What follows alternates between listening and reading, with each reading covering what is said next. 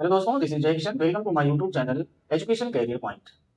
बच्चों, parts of speech के session में आगे हम आपको लेके चलते हैं कि प्रीपोजिशन क्या होता है, प्रीपोजिशन पार्ट्स ऑफ स्पीच में क्या रोल करता है, क्या रोल प्ले करता है, इसके बारे में समझते हैं।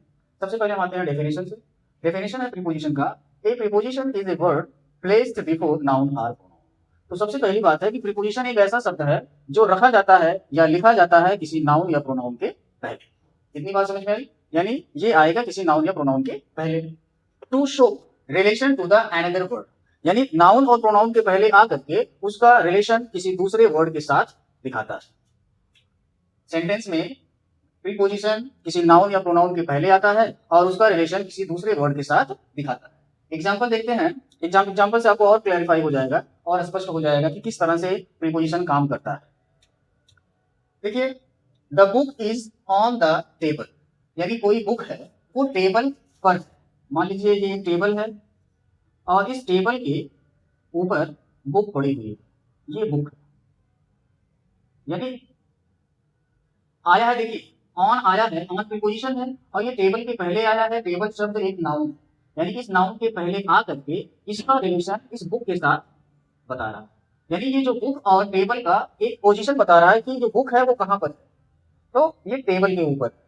दूसरे एग्जांपल में he stood beside the car, कोई कार है, जैसे कि ये एक कार हो गया, ये कार हो गया और इस कार के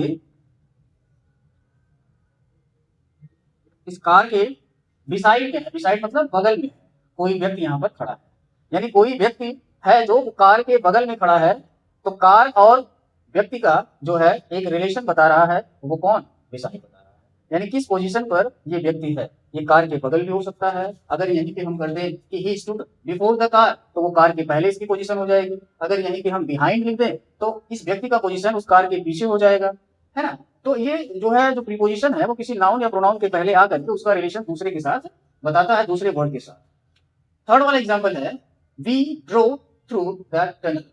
यहाँ पर थ्रू वर्ड जो है वो एक प्रीपोजिशन है और इस टनल के पहले लगा हुआ है। तो ये जो व्यक्ति कर रहा है, जो एक्शन कर रहा है, उस टनल के अंदर से कर रहा है। मान लीजिए ये टनल है, ये सुरंग है और वो जब स्विमिंग करता है, तैरता है या तो किस तरफ से करता है, ड्राइव जब करता है तो ड्राइव किस तरह से करता है, वो ड्राइव करता है टनल से होते हुए। तो इस यहाँ पर थ्रू का प्रयोग हुआ है।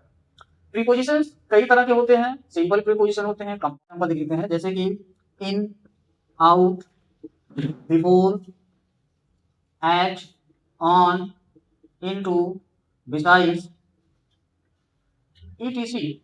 ये सभी सिंपल प्रीपोजिशन के अंतर्गत आते हैं। प्रीपोजिशन के टाइप्स में है, जब इसमें डिटेल्स में जाएंगे तो आपको पार्ट ऑफ स्पीच में आता है, वो है कंजंक्शन। कंजंक्शन का मतलब होता है जोड़ने वाला, हिंदी में इसको संयोजक कहते हैं। ये दो या दो से अधिक शब्दों को, वाक्यों को या फिर जो है अदर फ्रेजेस को जोड़ने का काम करते हैं। देखिए, a word that is used to join other words, इसका काम ही क्या है? ज्वाइन करने का काम। जैसे फेविकोल का काम है दो चीजों को जोड़ने का, वैसे कंजंक्शन का काम है दो वर्ड्स को, दो फ्रेज को, दो सेंटेंस को या दो से अधिक सेंटेंसेस, फ्रेज और वर्ड को जोड़ने की। लेकिन एक फैक्ट है, उसे आप याद रखिएगा कि कंजंक्शन हमेशा सेम पार्ट ऑफ स्पीच के शब्दों को जोड़ता है, ये याद रखें। अगर सेंटेंस भी है तो सेम स्टैंडर्ड, सेम रैंक के सेंटेंसेस होंगे। अगर फ्रेजेस हैं तो सेम रैंक के होंगे। और वर्ड्स हैं तो नाउन को नाउन से जोड़ेगा, वर्ब को वर्ब से जोड़ेगा, एडजेक्टिव को एडजेक्टिव से जोड़ेगा। यानी जब भी वो जोड़ेगा तो सेम पार्ट्स ऑफ स्पीच को जोड़ेगा। क्लियर? एग्जांपल देखते हैं। एग्जांपल में देखिए है एंड, बट, और, so, because, although, as long as, ETC. और एग्जांपल देते हैं सेंटेंस में किस तरह से ये आते हैं। He bought apples and oranges.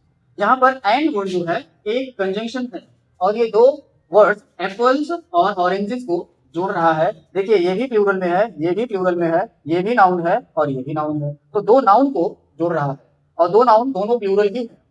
इसके बाद आता है दूसरा, wash hand before you eat. आपको सेंटेंस दे रहा है, दो सेंटेंस को जोड़ रहा है। एक सेंटेंस है वॉश हैंड और दूसरा सेंटेंस है यू ईट। यानी इन दो सेंटेंस को जोड़ने के लिए बिफोर का यूज हो रहा है और दोनों सेंटेंस अफर्मेटिव सेंटेंसेस हैं। अफर्मेटिव में ये जो है इंपरेटिव सेंटेंस के अंतर्गत आते हैं। नेक्स्ट है it rained so we stayed inside. बारिश हुई, हम घर अंदर ही रुके, घर पे ही रुके। यहाँ भी दो सेंटेंस को जोड़ने का काम सो कर रहा है। इसमें कारण और परिणाम की बात है। जब कारण और परिणाम की बात आता है तो सो का यूज होता है। बारिश होने के कारण वो घर पे रुक गए। इसके बाद आता है eat now or go hungry. अब खाओ, अब खाना खा लो या फिर या फिर होके जाओ। तो इस तरह से आपने देखा कि कंजंक्शन हमेशा दो शब्दों को, दो वाक्यों को और दो फ्रेजेस को जोड़ने का काम करता है। वे जो दो होंगे, चाहे वो वर्ड्स होंगे चाहे सेंटेंस होंगे, सेम स्टैंडर्ड सेम रैंक के होंगे। नेक्स्ट हम देखते हैं इंटरजेक्शन। नेक्स्ट है इंटरजेक्शन। ये लास्ट पार्ट ऑफ स्पीच है, इसके बाद ये पार्ट ऑफ स्पीच का सीरीज खत्म हो जाएगा। देखिए इंटरजेक्शन क्या होते हैं। दीज वर्ड्स आर फ्रेज, ये वर्ड्स का ग्रुप हो सकता है या फिर फ्रेजेस हो सकते हैं। क्या करते हैं ये? These words or phrases used to express sudden strong emotions. आपके मन में, मस्तिष्क में अचानक किसी चीज को देख करके, सुन करके जो इमोशंस जगते हैं, उसी इमोशंस को एक्सप्रेस करने के लिए कुछ खास वर्ड होते हैं। उन्हीं वर्ड्स को ही कहते हैं इंटरजेक्शंस। जैसे देखिए, वो इमोशंस सरप्राइज के हो सकते हैं, वो इमोशंस पेन के हो सकते हैं या फिर जॉय के हो सकते हैं। अक्सर आप जब क्रिकेट खेलते हो, आपकी टीम जीतती है तो आप हुर्रे कहते हो, या अगर कोई अचानक घटना, दुखद घटना घट जाती है तो आप अलास कहते हो, और अगर किसी को देख करके आप उसको शाबाश बोलना है तो ब्रेवो कहते हो। ये सब वर्ड सेंटेंस में आने से सेंटेंस के जो है फीलिंग्स को बता देते हैं कि इसमें खुशी है, कि जॉय है, कि दुख है, तकलीफ है, ये बता देते हैं। सेंटेंस देखते हैं या एग्जांपल देखिए। पहले वाओ, जब आप सरप्राइज होते हो तो वाओ कहते हो। जब आप हर्ट होते हो या आपको कोई चोट लगती है तो आप आउच कहते हो। और अगर कोई और दर्द है, बहुत बड़ा ट्रेजेडी हुआ है किसी के साथ, तो आप अलास कहते हो। इस तरह से फाई फाई कब कहते हो? जब किसी से हेट की बात आती है तो हेट वाले सेंटेंस में फाई फाई कहते हो, और बहादुरी भरा काम कोई किया है तो ब्रेवो कहते हो। इस तरह से हम इसको समझते हैं कि इंटरजेक्शन केवल एक वर्ड्स होते हैं जो पूरे सेंटेंस की फीलिंग को बता देते हैं। उससे क्लियर हो जाता है कि सेंटेंस एक्चुअली में कहना क्या चाहता है। एग्जाम्पल देखिए, ओह आई फॉरगॉट माय होमवर्क। अगर उसको रिग्रेट हो रहा है, उसको पश्चाताप हो रहा है, और इसलिए कहता है कि मैं तो अपना होमवर्क ही भूल गया। एक और खास बात, इंटरजेक्शंस हमेशा अपने साथ मार्क्स ऑफ एक्सक्लेमेशन लेते हैं। मार्क्स ऑफ एक्सक्लेमेशन ये होता है कि एक लंबी सी फाइल, उसके नीचे डॉट, तो ये अपने साथ एक्सप्लेनेशन हमेशा लेते हैं। तो यहाँ पर ओ वर्ड जो है ये शो कर रहा है कि यहाँ रिग्रेट हो रहा है, यहाँ पश्चाताप हो रहा है। ये सेंटेंस के पूरे फीलिंग्स को बता दे रहा है।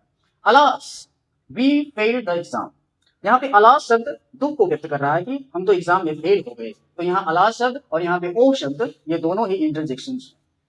Hurrah we won the match, ये खुशी को व्यक्त करता है, यानी प्लेजर को व्यक्त करता है। हुर्रा क्या हो गया?